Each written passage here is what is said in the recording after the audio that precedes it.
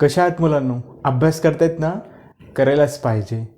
आपण जो 11वीचा first chapter आहे that is units and measurement start केला आहे. तुम्हाला माहिती आहे की फर्स्ट चॅप्टरमधून दरवर्षी नीट एक्झामसाठी कंपल्सरी एक क्वेश्चन किंवा 2 क्वेश्चन कंपल्सरी असतात म्हणजे असतात. एक क्वेश्चन हा फर्स्ट चॅप्टरमधून येतो म्हणजे येतो, किंवा कधी कधी काय होतं, एखाद्या वर्षी फर्स्ट चॅप्टरमधून 2 क्वेश्चन येतात. ह्या वर्षी म्हणजे 2020ला फर्स्ट चॅप्टरमधून 2 क्वेश्चन आलते. एक क्वेश्चन 4 मार्काचा असतो, म्हणजे ह्या वर्षी फर्स्ट चॅप्टर किती मार्कासाठी आलता? 8 मार्कासाठी. लक्षात, एक क्वेश्चन येतो म्हणजे येतो. समजलं? आपण पाहिलं की मागच्या 3 लेक्चरमध्ये आपले 3 पॉईंट कव्हर झालेत. फर्स्ट पॉईंट होता तुमचा फिजिकल क्वांटिटी. आता फिजिकल क्वांटिटी कुणाला म्हणायचं? की अशा क्वांटिटी की ज्या आपण मोजू शकतो. The quantity which can be measured by an instrument is called as a physical quantity. ज्या क्वांटिटी आपण एखाद्या इन्स्ट्रुमेंटनं मोजू शकतो त्याला काय म्हणायचं? Physical quantity. लेंथ, ह्या बोर्डची लेंथ मी टेप घेऊन मोजू शकतो, म्हणजे लेंथ काय झालं? Physical quantity. सपोज करा एखाद्याचं दुःख असेल, एखाद्याचं दुःख, सॅडनेस आपण मोजू शकतो का? नाही मोजू शकत. आपण म्हणू शकतो का तुला किती दुःख झाले सांग म्हणून? 10%, 20%? नाही मोजू शकत. म्हणजे सॅडनेस ही फिजिकल क्वांटिटी झाली का? नाही झाली. जी क्वांटिटी आपण मोजू शकतो त्याला म्हणायचं फिजिकल क्वांटिटी. प्रेम, लव मोजू शकतो का? नाही मोजू शकत.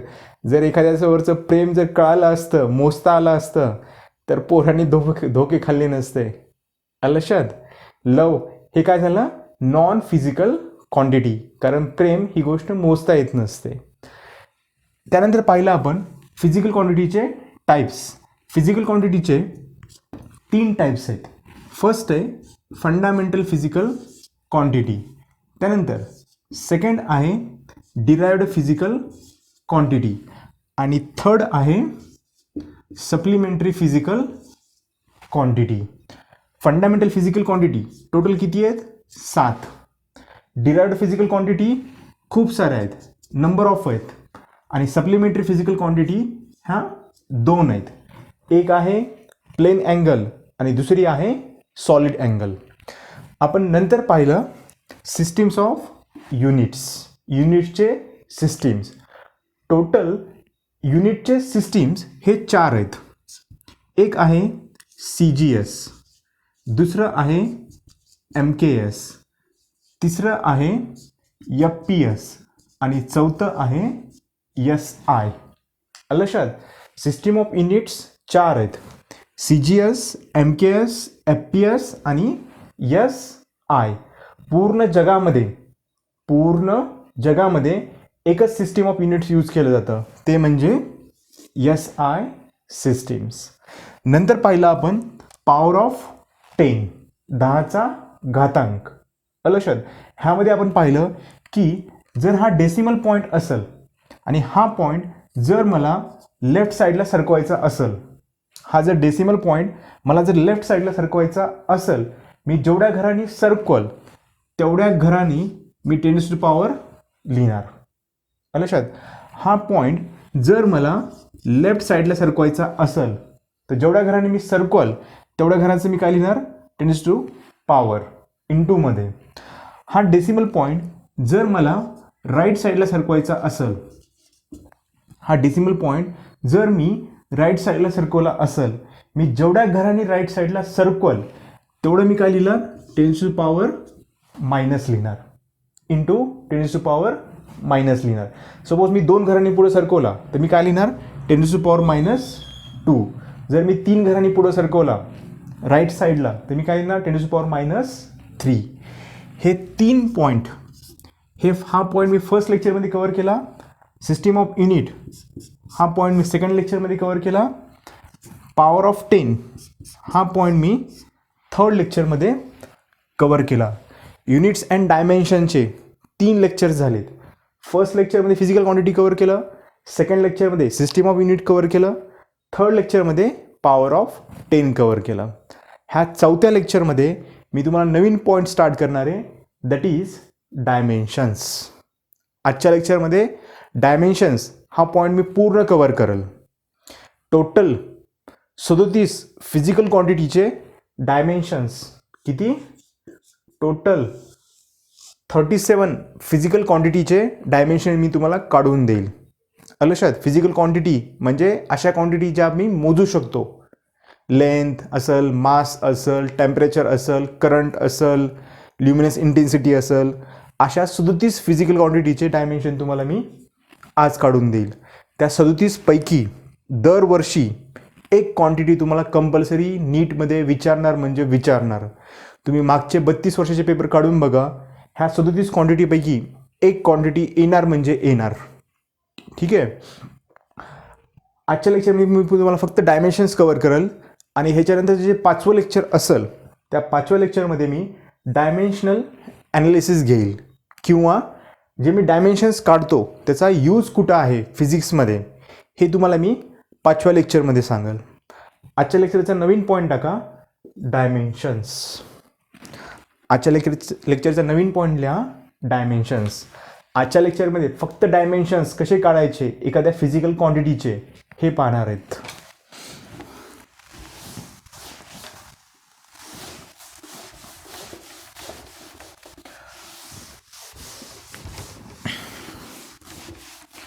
डायमेन्शन्स नेमकं असतंय काय आणि काढायचं कसं हे आज आपण आजच्या लेक्चरमध्ये पाहणार आहेत.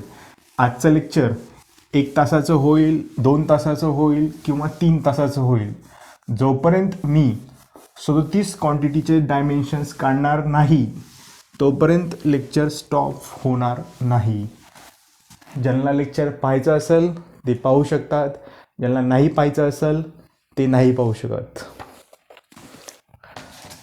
नवीन पॉईंट टाका आजचा, dimensions.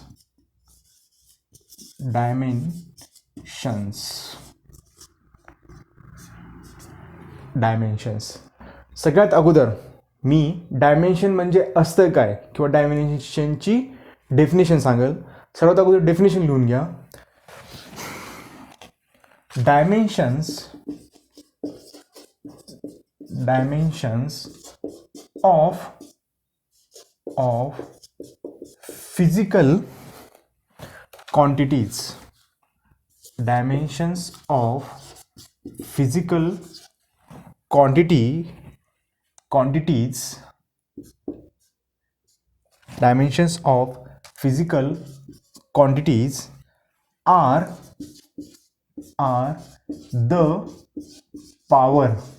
Dimensions of physical quantity are the power or bracket मध्ये exponent, power or exponents to which the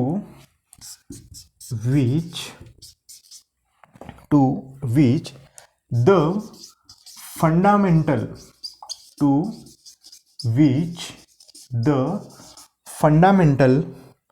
quantities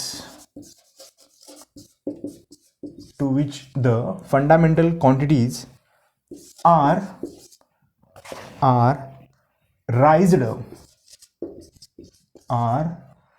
raised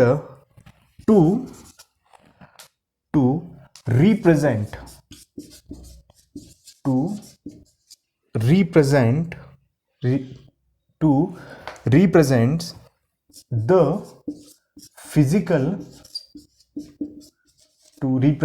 the physical quantities. To represent the physical quantities. डायमेन्शनची डेफिनेशन लिहून घ्या की डायमेन्शन्स असतंय काय. डेफिनेशन मी तुम्हाला इन डिटेलमध्ये सांगेल, एक एक वर्ड सांगेल, त्याचा मिनिंग सांगेल. फक्त अगोदर लिहून घ्या. Dimensions of physical quantities are the power to which the fundamental quantities are raised to represent the physical quantities. ठीक आहे. आता बघा, मी फर्स्ट तुम्हाला फॉर्म्युला सांगेल आणि फॉर्म्युल्यावरून मी तुम्हाला डेफिनेशन कशी पाठ करायची किंवा कशी लक्षात ठेवायची हे सांगेल. सपोज करा तुम्हाला कोणत्याही फिजिकल क्वांटिटीचं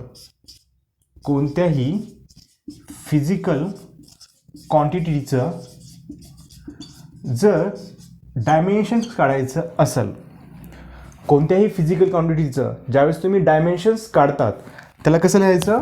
स्क्वेअर ब्रॅकेटमध्ये. कुठल्याही फिजिकल क्वांटिटीचं जर तुम्हाला डायमेन्शन काढायचं असेल त्याला कसं लिहितात? स्क्वेअर ब्रॅकेटमध्ये. डायमेन्शन काढताना काय करायचं? त्या क्वांटिटीला स्क्वेअर ब्रॅकेटमध्ये लिहायचं. Dimensions of any physical quantity equal to m raise to a m l raise to b t raise to c. कुठल्याही फिजिकल क्वांटिटीचं डायमेन्शन काढताना फॉर्म्युला कोणता आहे? Physical quantity is equal to m raise to a l raise to b t raise to c. लक्षात. आता m काय आहे? m तुमची फंडामेंटल क्वांटिटी आहे. m काय आहे? तुमची फंडामेंटल क्वांटिटी आहे. लेंथचं युनिट काय आहे? मीटर. त्याचा सिम्बॉल काय? Capital M. त्यानंतर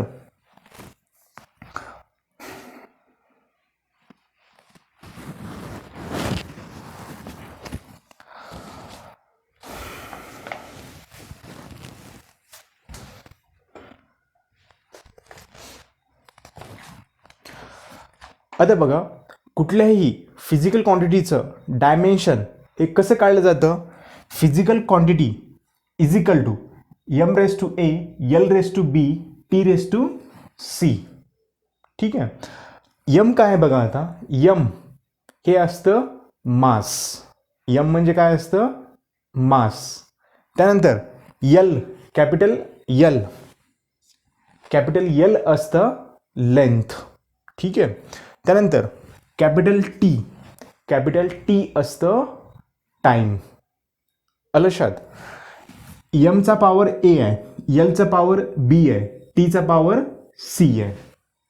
ठीक आहे. कुठल्याही फिजिकल क्वांटिटीचं डायमेन्शन काढताना काय केलं जातं? स्क्वेअर ब्रॅकेटमध्ये एमचा पॉवर, एलचा पॉवर, टीचा पॉवर. हे ज्यावेळेस आपण रिप्रेझेंट करतो, ज्यावेळेस आपण असं लिहितो त्यावेळेस आपण काय काढतो? त्या क्वांटिटीचे डायमेन्शन्स काढतो. लक्षात. आता डेफिनेशन बघा. डायमेन्शन्स ऑफ फिजिकल क्वांटिटीज, एखाद्या फिजिकल क्वांटिटीचे dimensions are the power means घातांक, एक्सपोनेंट मीन्स घातांक. Dimensions of any physical quantity are the power to which the fundamental quantities. Fundamental quantity कोणत्या आहेत? Length, mass, time, temperature, current. ह्या fundamental quantities आहेत. Total 7 fundamental quantities. आता बघा, fundamental क्वांटिटीजचा power. Fundamental quantity काय आहे? मासचा पॉवर, लेंथचा पॉवर, टाइमचा power. Dimensions of physical quantity are the power to which the fundamental quantities are raised to represent the physical quantity. एखादी फिजिकल क्वांटिटी एक्सप्रेस करण्यासाठी, रिप्रेझेंट करण्यासाठी फंडामेंटल क्वांटिटीला मी काय लिहिलं? इन टर्म्स ऑफ पॉवरच्या फॉर्ममध्ये लिहिलं.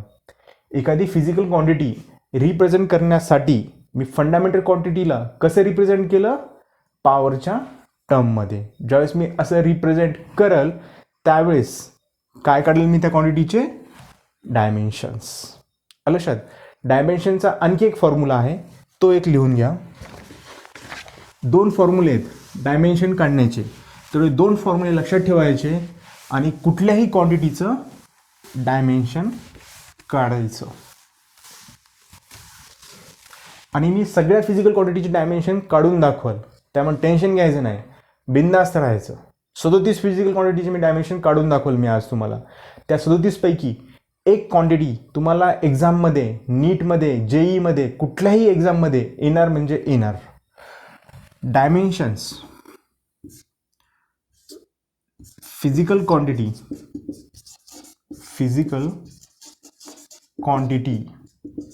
क्वांटिटी कोणतीही असू द्या, मग त्याचं dimensions is equal to M raise to A, त्यानंतर L raise to B T raise to C, किंवा ऑर फिजिकल क्वांटिटी, ज्या फिजिकल क्वांटिटीचं डायमेन्शन काढायचं आहे ती क्वांटिटी असं ब्रॅकेटमध्ये लिहायची.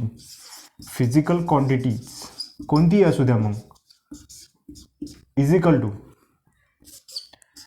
M raise to A, L raise to B, T raise to C, किंवा के रेस टू डी, किंवा A B C D, A raise to E. हा फॉर्म्युला यूज करायचा किंवा हा फॉर्म्युला यूज करायचा कुठल्याही फिजिकल क्वांटिटीचे डायमेन्शन्स काढण्यासाठी. लक्षात. आता ह्यानंतर आपण बघणार आहेत की फिजिक्समध्ये जेवढ्या फिजिकल क्वांटिटी आहेत 11वी आणि 12वीमध्ये त्या सर्व फिजिकल क्वांटिटीचे डायमेन्शन्स काढणार आहेत. एक एक मी सांगाल तुम्हाला प्रत्येक क्वांटिटीचं कसं काढायचं. प्रत्येक क्वांटिटीचं मी काढून देईल. असं नाही की मी 2-4चे काढेल आणि बाकीच्या सोडून देईल, असं नाही करणार. प्रत्येक फिजिकल क्वांटिटीचं मी डायमेन्शन तुम्हाला काढून देईल. सगळ्यात अगोदर मी फंडामेंटल फिजिकल क्वांटिटी ज्या आहेत लेंथ, मास, टाईम, त्यांचं मी डायमेन्शन काढून देईल. फक्त तुम्हाला काय करायचं आहे, हा फॉर्म्युला किंवा हा फॉर्म्युला लक्षात ठेवायचं आहे. फिजिकल क्वांटिटीचं डायमेन्शन काढताना एमचा ए पॉवर, एलचा बी पॉवर, टीचा सी पॉवर, किंवा एमचा ए पॉवर, एलचा बी पॉवर, टीचा सी पॉवर, केचा डी पॉवर, एचा ई पॉवर. याच्यामध्ये बघा, एम तुमचं मास आहे, यल तुमची लेंथ आहे, टी तुमचं टाईम आहे, के हे तुमचं टेम्परेचर आहे. टेम्परेचरचं युनिट काय असतं, केल्विन. के म्हणजे काय, टेम्परेचर. आणि ए हे तुमचं करंटचं युनिट आहे. करंटचं युनिट काय असतं, ॲम्पियर. त्या युनिटचं ए लिहिलं आहे. लक्षात. एम म्हणजे मास, यल म्हणजे लेंथ, टी म्हणजे टेम्परेचर, के म्हणजे टी म्हणजे टाईम, के म्हणजे टेम्परेचर आणि ए म्हणजे करंट. लक्षात. हा फॉर्म्युला लक्षात ठेवा किंवा हा फॉर्म्युला लक्षात ठेवा. दोन्ही फॉर्म्युले यूज होणार आहेत, पण मॅक्झिमम हा पहिला फॉर्म्युला तुम्हाला यूज होईल.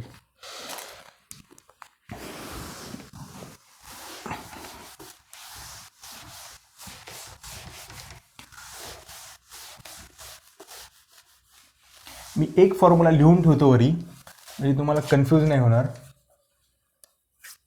डायमेन्शन ऑफ फिजिकल क्वांटिटीचं dimension is equal to M raise to A, L raise to B, T raise to C.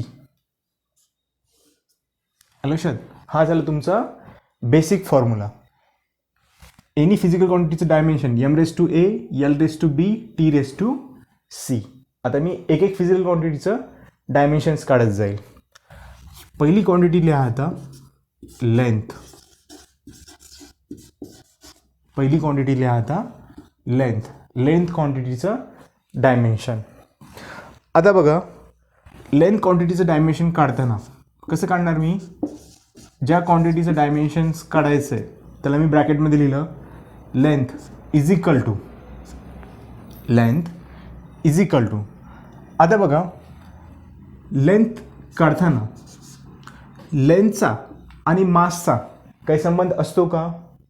लेंथचा, लांबीचा आणि मासचा काही संबंध असतो का, काहीच नसतो. म्हणून मी एम रेस टू काय लिहिणार, 0. लक्षात.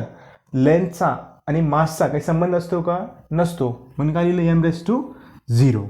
त्यानंतर लेंथचा आणि यलचा, लेंथ मीन्स यल असतं, लेंथचा आणि यलचा संबंध असतो, म्हणून मी काय लिहिलं, यल रेस टू 1. त्यानंतर लेंथचा आणि टाईमचा काही संबंध असतो का, हो का नाही, नाही. लेंथचा आणि टाईमचा काही संबंध नाही आहे, म्हणून टी रेस टू काय लिहिणार मी, 0. लक्षात. मी लेन्थचं डायमेन्शन कसं काढलं बघा, मी आणखी एकदा रिपीट करतो आणि मी जसं सांगतो तशीच ट्रिक लक्षात ठेवायची. मी जसं सांगतो तीच ट्रिक शेवटपर्यंत डायमेन्शन काढताना लक्षात ठेवायची. मग बाकी तुम्हाला कुणी कसंही सांगू द्या, तसं लक्षात ठेवू नका. मी जसं सांगतो तसं ठेवा, ते तुम्हाला इझी जाईल. लक्षात. लेन्थचं डायमेन्शन काढायचं आहे. ठीक आहे. डायमेन्शनचा फॉर्म्युला आहे माझ्याकडे, m⁴a l⁴b t⁻c. आता बघा, लेन्थचा आणि मासचा काही संबंध असतो का? काहीच नसतो. म्हणून मी लिहिलं m⁴0. लेन्थचा आणि लेंथचा संबंध असतो, लेन्थचा आणि एलचा संबंध असतो, म्हणून काय लिहिलं l⁴1. लेन्थचा आणि टाईमचा काय संबंध असतो का? काहीच नसतो, म्हणून मी काय लिहिलं t⁻0. म्हणजे लेन्थचं डायमेन्शन काय असेल? मग m⁴0 काहीच नसतं. ठीक आहे. t⁻0 काहीच नसतं, म्हणून लेन्थचं डायमेन्शन काय झालं? l⁴1. हे झालं लेन्थचं डायमेन्शन. समजलं? लक्षात कसं ठेवायचं? लेन्थचा आणि मासचा काय संबंध आहे का? काहीच नाही, म्हणून m⁴0. लेन्थचा आणि लेन्थचा संबंध आहे, म्हणून l⁴1. लेन्थचा आणि टाईमचा काही संबंध नाही, म्हणून t⁻0. m⁴0 0 असतं, m⁴0 काहीच नसतं. घेतलं आणि लिहिलं तर कधी काहीच फरक पडत नाही. t⁻0 घेतलं आणि लिहिलं तरी काहीच फरक पडत नाही. मग राहिलं काय? फक्त l⁴1. लेन्थचं डायमेन्शन काय झालं? l⁴1. आता बघा, लेन्थचं जे डायमेन्शन असतं, खाली लिहा note. Dimension of length, height, breadth, BREATH. Dimension of length, height, breadth. त्यानंतर डिस्टन्स किंवा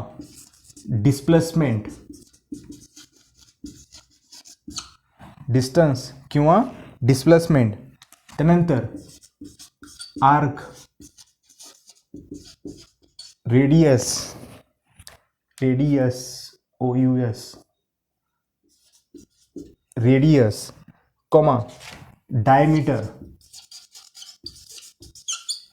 diameter,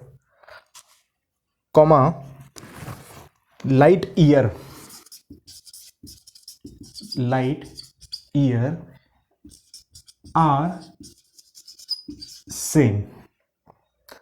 dimension of length, height, breadth, distance, displacement, arc, radius, diameter आणि लाईट इयर, ह्या सगळ्यांचे डायमेन्शन्स हे सेम असतात. हाईटचं डायमेन्शन काय येईल? l1 येईल. ब्रेथचं डायमेन्शन काय येईल? l1 येईल. डिस्टन्सचं डायमेन्शन काय येईल? l1 येईल. डिस्प्लेसमेंटचं डायमेन्शन काय येईल? l1 येईल. डिस्टन्स काय असतं आणि डिस्प्लेसमेंट काय असतं हे तुम्हाला मी 3rd चॅप्टरमध्ये सांगेल. त्यानंतर आर्कचं डायमेन्शन काय असतं? l1 असतं. रेडियसचं डायमेन्शन काय असतं? l1 असतं. म्हणजेच ह्या सर्व गोष्टींचे डायमेन्शन्स काय असतात? l1. ही नोट लिहून घ्या, पुन्हा कन्फ्यूज व्हायला नाही पाहिजे. लक्षात. Distance, displacement, arc, radius, height, breadth, त्यानंतर डायमीटर, रेडियस, हे सगळ्यांचं डायमेन्शन काय असतं? l1 असतं. समजलं? नेक्स्ट लिहा आता सेकंड डायमेन्शन.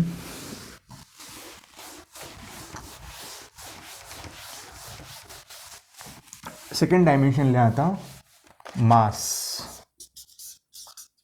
सेकंड डायमेन्शन लिहा आता मास. आता बघा, मासचं डायमेन्शन इज इक्वल टू, आता बघा मासचा आणि यमचा काही संबंध असतो का? हो असतो. यम म्हणजे काय असतं? मास असतं, म्हणून m1. मासचा आणि लेंथचा काही संबंध असतो का? काहीच नसतो. मासचा आणि लेंथचा काहीच संबंध नाही, म्हणून मी काय लिहिलं? l⁴0. मासचा आणि टाईमचा काही संबंध आहे का? नाही आहे. लक्षात.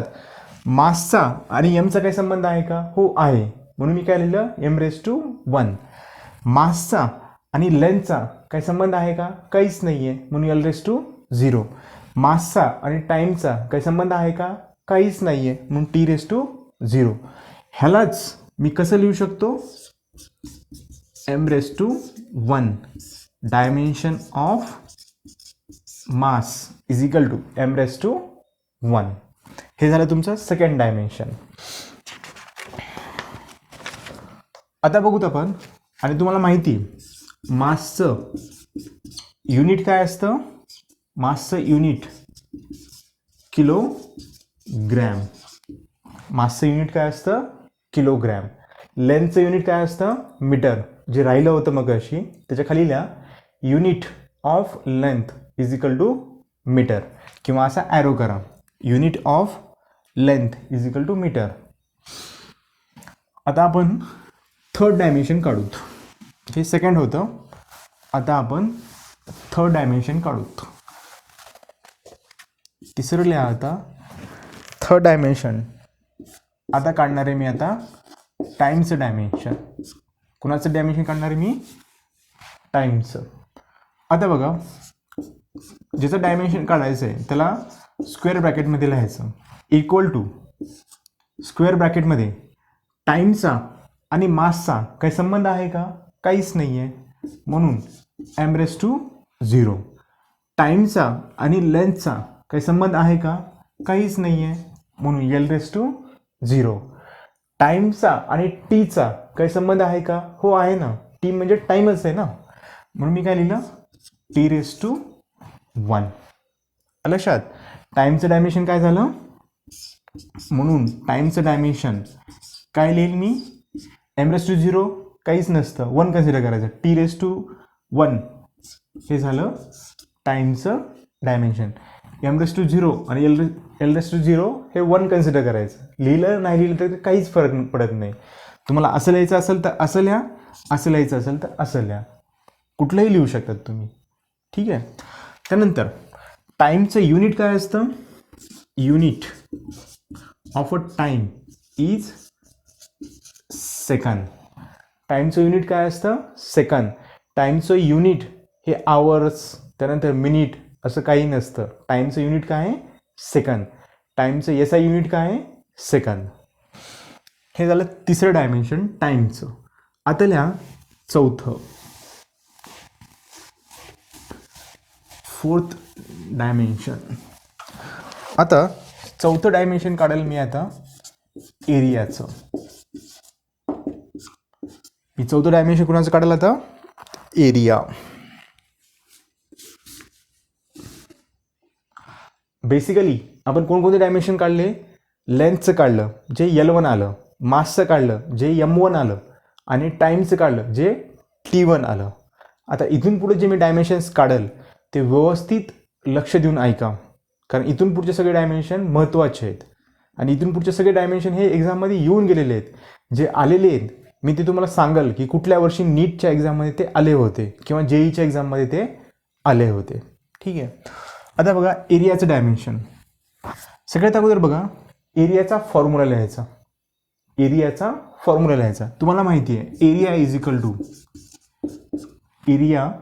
इक्वल टू लेंथ स्क्वेअर असतं.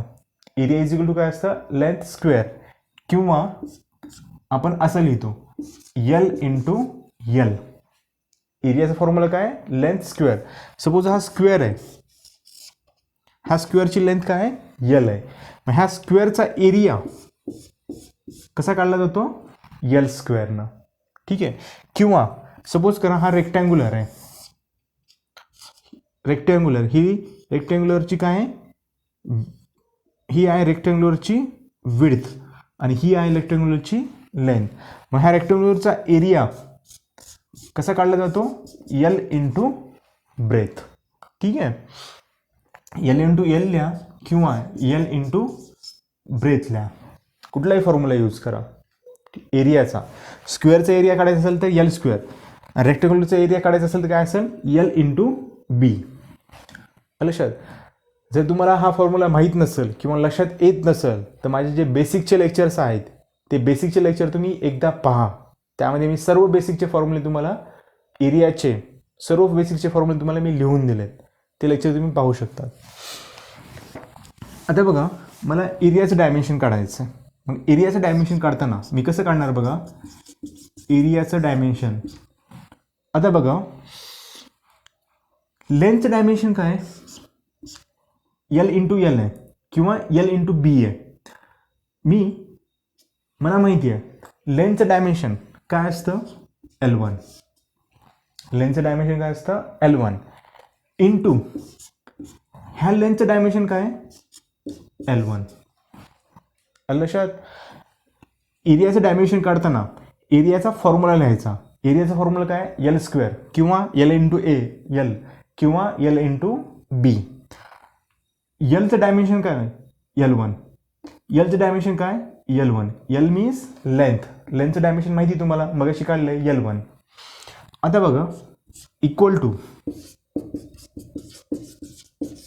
टू मीन्स एरियाचं डायमेन्शन इक्वल टू काय येईल बघा. आता L1 इंटू L1 म्हणजेच एलचा 2 घातांक. लक्षात.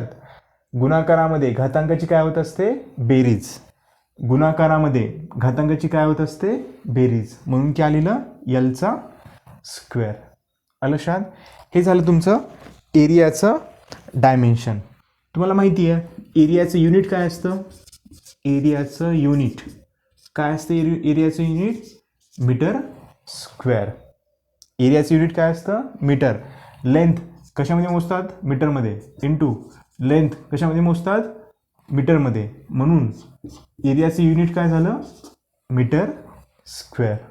लक्षात. युनिट कसं काढायचं असतं, त्याच्या फॉर्म्युल्यावरून काढायचं असतं. लेंथ कशामध्ये मोजतात, मीटरमध्ये. लेंथ कशामध्ये मोजतात, मीटरमध्ये. म्हणून एरियाचं युनिट काय झालं, मीटर स्क्वेअर. लिहिलं.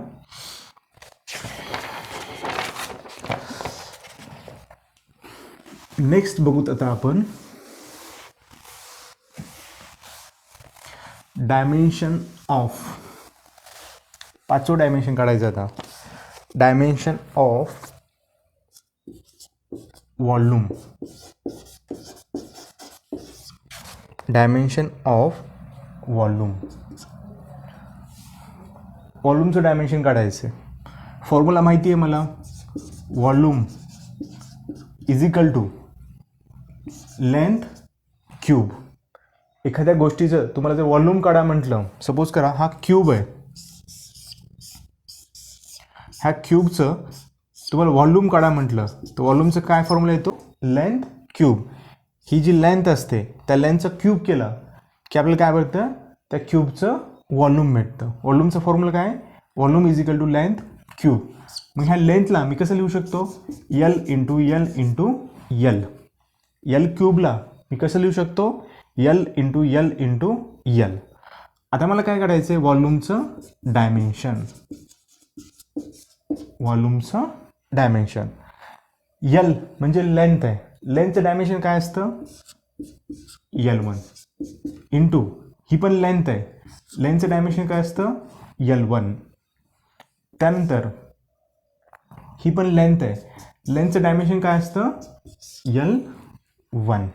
ठीक आहे. आता बघा, L1 into L1 into L1 काय झालं मग, एलचा क्यूब. 3 L1 आहेत ना, आणि 3 L1चा 1 1 1 1 ॲड करत जायचं. एलचा क्यूब, L1 L1चा 1 L1चा 1, मग काय झालं तिघाचं एल क्यूब. म्हणजेच डायमेन्शन ऑफ वॉल्यूम काय झालं, एल क्यूब. त्यानंतर बघू आता वॉल्यूमचं युनिट काय असतं. वॉल्यूमचं युनिट असतं मीटर क्यूब. वॉल्यूमचं युनिट काय असतं, मीटर क्यूब. एखाद्या क्यूबची वॉल्यूम सपोज करा, वॉल्यूम आली एखाद्या क्यूबची 5. एखाद्या क्यूबची वॉल्यूम किती आले, 5. युनिट काय लिहिणार मी, वॉल्यूमचं मीटर क्यूब. 5 metre cube. वॉल्यूमचं युनिट मीटर क्यूब हे कसं आलं बघा. आता एल कशामध्ये मोजतात, मीटरमध्ये. इंटू एल कशामध्ये मोजतात, मीटरमध्ये. इंटू एल कशामध्ये मोजतात, मीटरमध्ये. म्हणजेच हे काय झालं, मीटर क्यूब. व्हॉल्यूमचं युनिट काय आलं, मीटर क्यूब. आलं लक्षात. आता आपण 6वं लिहूत. 6वं डायमेन्शन काढणार आहेत आता.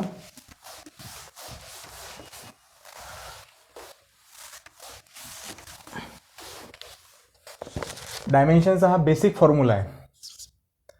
6वं डायमेन्शन लिहा आता. डेन्सिटी. डेन्सिटी मराठीमध्ये म्हणतात ह्याला घनता. मराठीमध्ये काय म्हणतात डेन्सिटीला, घनता. आता डेन्सिटीचं मला डायमेन्शन काढायचं आहे. सर्वात अगोदर ज्या गोष्टीचं डायमेन्शन काढायचं असतं त्याचा फॉर्म्युला लिहायचा. डेन्सिटीचा फॉर्म्युला काय बघा, density is equal to mass divide by volume. डेन्सिटीचा फॉर्म्युला काय, मास डिवाइड बाय व्हॉल्यूम. आता मला डेन्सिटीचं डायमेन्शन काढायचं आहे. काय काढायचं मला याचा, डेन्सिटीचं डायमेन्शन. मग कसं काढणार बघा मी, डेन्सिटीचं डायमेन्शन, ज्या गोष्टीचं डायमेन्शन काढायचं आहे, ज्या फिजिकल क्वांटिटीचं डायमेन्शन काढायचं आहे त्याला ब्रॅकेटमध्ये लिहायचं. हे तर गोष्ट कळत असेल तुम्हाला. त्यानंतर बघा, dimension of density is equal to काय करायचं, मासचं डायमेन्शन काढायचं. Dimension of mass divide by dimension of volume. Dimension of mass divide by dimension of volume. आता बघा, मासचं डायमेन्शन काय येतं, m1 डिवाइड बाय, मासचं डायमेन्शन काय आलं, m1 डिवाइड बाय व्हॉल्यूमचं डायमेन्शन काय येतं बघा, व्हॉल्यूमचं डायमेन्शन l क्यूब. मासचं डायमेन्शन काय आलं, m1 आणि व्हॉल्यूमचं डायमेन्शन काय आलं, l क्यूब.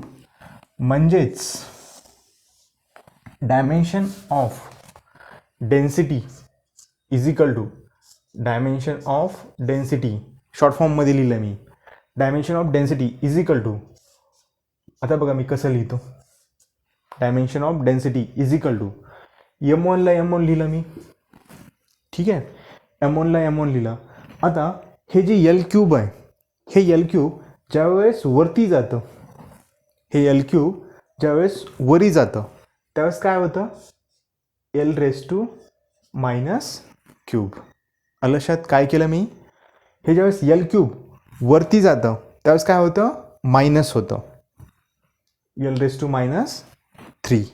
ठीक आहे. फॉर्म्युला काय माझा, mlt. टीचा इथे काय संबंध आहे का, काहीच नाही आहे, परंतु लिहायचं म्हणून लिहायचं. t⁻0 लिहा अगर ना लिहा काही फरक पडत नाही, पण एक आपलं स्टँडर्ड म्हणून लिहायचं mlt. काय आलं, dimension of density m1 l⁻³ t⁻0 ठीक आहे. त्यानंतर बघा, युनिट ऑफ डेन्सिटी, डेन्सिटीचं युनिट, डेन्सिटी कोणत्या युनिटमध्ये मोजतात, कशामध्ये मोजतात ते काढणार मी आता. आता मास आपण कशामध्ये मोजतो, किलोग्रॅममध्ये. व्हॉल्यूम आपण कशामध्ये मोजतो, मीटर क्यूबमध्ये. लक्षात, मी डेन्सिटी युनिट कसं काढायचं शिकवायला लागलो. मास कशामध्ये मोजतो आपण, किलोग्रॅममध्ये, आणि व्हॉल्यूम कशामध्ये मोजतो आपण, मीटर क्यूबमध्ये. म्हणजेच डेन्सिटीचं युनिट काय झालं आता, kg मीटर क्यूब. लक्षात, युनिट कसं काढायचं, मासचं युनिट काय आहे, किलोग्रॅम, व्हॉल्यूमचं युनिट काय, मीटर क्यूब. म्हणजेच डेन्सिटी युनिट काय झालं, kg/m³, kg/m³. लक्षात. ह्यानंतर आपण काढणार आहेत स्पीडचं डायमेन्शन.